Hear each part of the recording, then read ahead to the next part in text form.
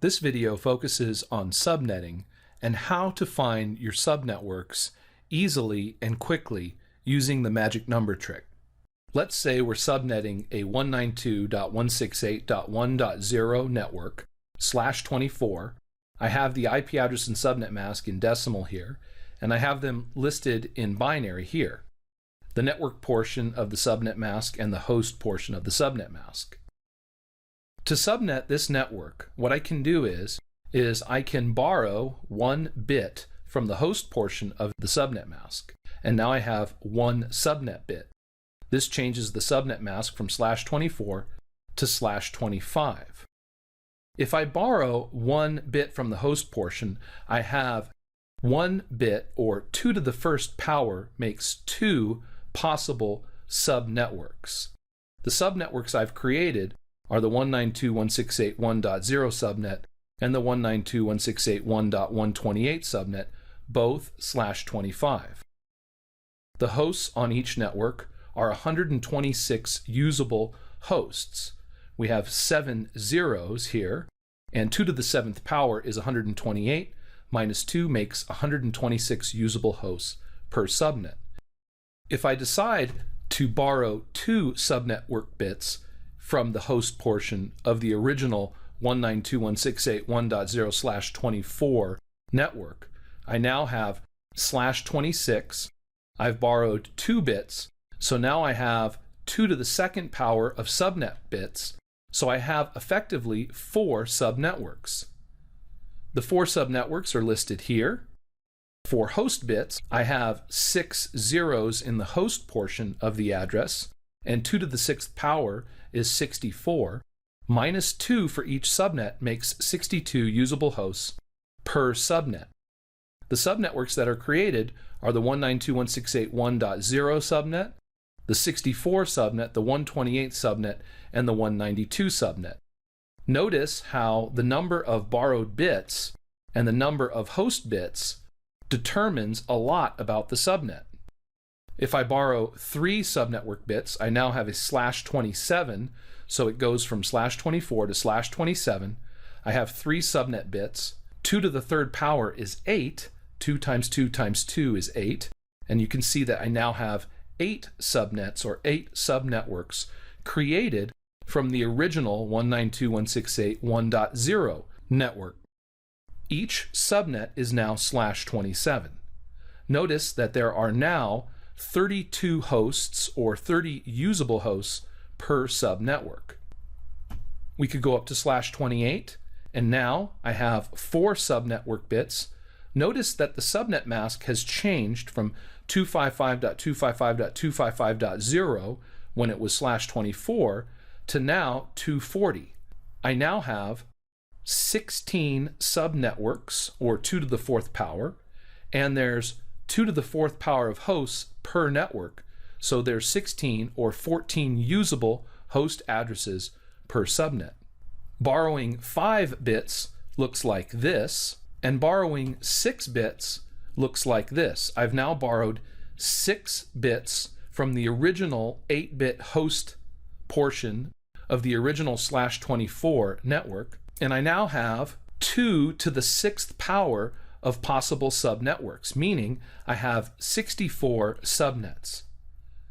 The host portion of the address is now only 2 bits, or 2 to the 2nd power, meaning there's only 4 host addresses per subnet. Now, if you have 4 host addresses, you have to leave room for the network address and the broadcast address, so 4 minus 2 leaves only 2 usable hosts per subnet. Typically on a LAN, we do not go higher than a /30 subnet mask.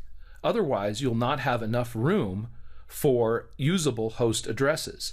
In other words, we can't borrow any more bits from the host portion, or we won't have enough addresses for hosts. You might be asking yourself how I was able to discern the different subnetworks from the subnet mask or subnet bits that were borrowed. There are many different ways to derive the subnetworks from the subnet mask, but my favorite is the magic number technique. The magic number is simply the place value of the last one in the subnet mask. So in this situation, we have a /25 subnet mask. We have 25 ones, and the last one is the one here all the way on the right, highlighted in red. This one, if we look at it according to this octet, is in the 128th place. If we think about the place values of 8 bits, this is the 128th place. So the magic number in this situation is 128. The magic number tells us where to find the networks. It tells us that the networks will go up by 128. So in this case, the first network, which is always 0, so 192.168.1.0/25, and from there the networks go up by 128, so the next network is 192.168.1.128. Let's see how this works borrowing 2 bits from the host portion. Now I have borrowed 2 bits from the host portion of the subnet mask. The magic number is now the last binary one, which in this case is in the 64's place. So the magic number is 64. The magic number tells us how to find our networks and lets us know that the networks will be going up in increments of 64. So for instance, the first subnet is always 0, so 192.168.1.0/26. The next subnet is 64. 64 plus 64 is 128, and 128 plus 64 is 192. You can see how the subnets are going up by 64. There's only 4 subnets because we've borrowed 2 subnet bits.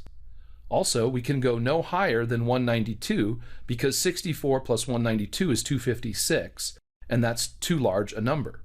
Let's see how it works with 3 bits. With 3 bits, we now have a /25, 26, 27 subnet mask, /27 subnet mask, in decimal 255.255.255.224. The last one in the subnet mask is our magic number. In this case, it's in the 32's place in the binary conversion table. So the magic number is 32. If we look at the networks, we'll see that they go up by 32. The first network being 0, 192.168.1.0/27, then the 32 subnet /27, 64, 96, 128, 160, 192, and 224. The subnets go up in increments of 32, following the magic number. Now that we see the pattern and how the last borrowed bit affects the location of the subnetworks, let's try it with a /28 subnet mask. Now I have the 192.168.1.0/24 network. I want to subnet it, changing it to /28. /28 means I borrow 4 bits in the subnet mask. So I now have 28 ones counted from left to right. 255.255.255.240 subnet mask. 128 plus 64 plus 32 plus 16 is 240. The last one is in the 16's place. This is the 128's place, the 64's place, the 32's place, the 16's place. So the magic number is 16. We'll see that the networks go up by 16. The first network is always 0, so 192.168.1.0/28. I'll copy this and paste it, and the next network will be the 16 network. Why? Because the magic number is 16, because the last one is in the place value of 16. The next network will be 32. And the following network will be 48. And after 48,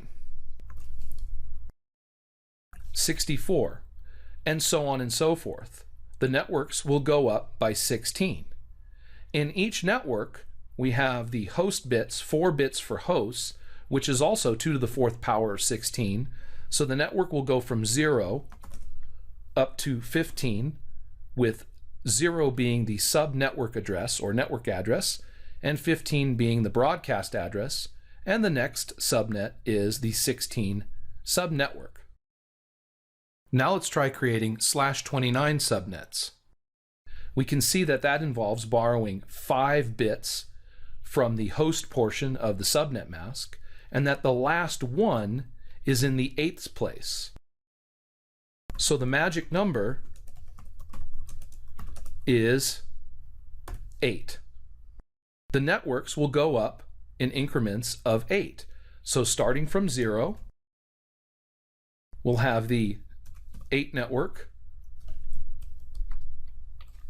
and the 16 network, and the 24 network, and so on and so forth, all subnets being /29. For the /30, we see that the last one is in the 4's place, and that the networks will go up by 4. So similarly, the networks will go up in increments of 4.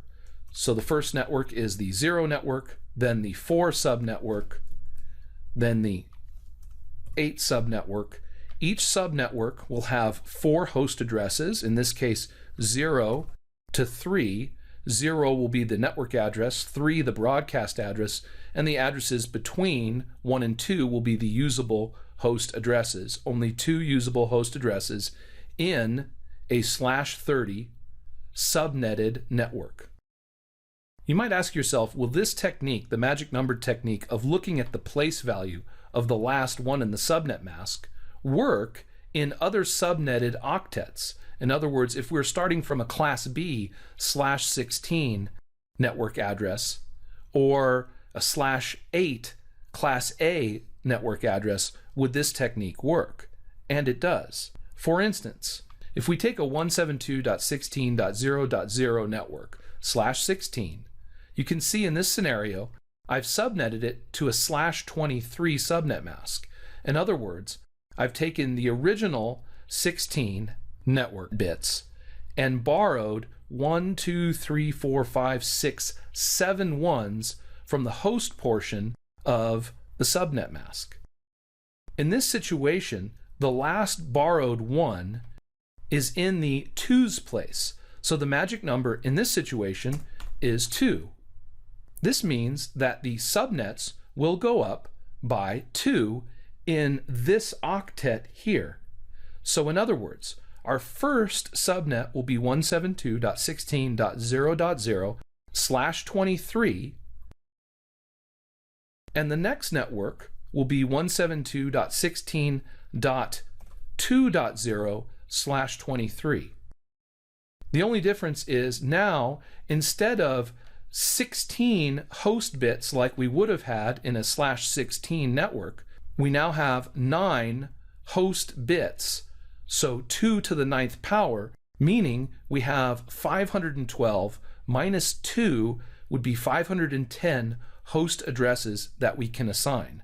In other words, the network goes from 0.0 all the way up to 172.16.1.255.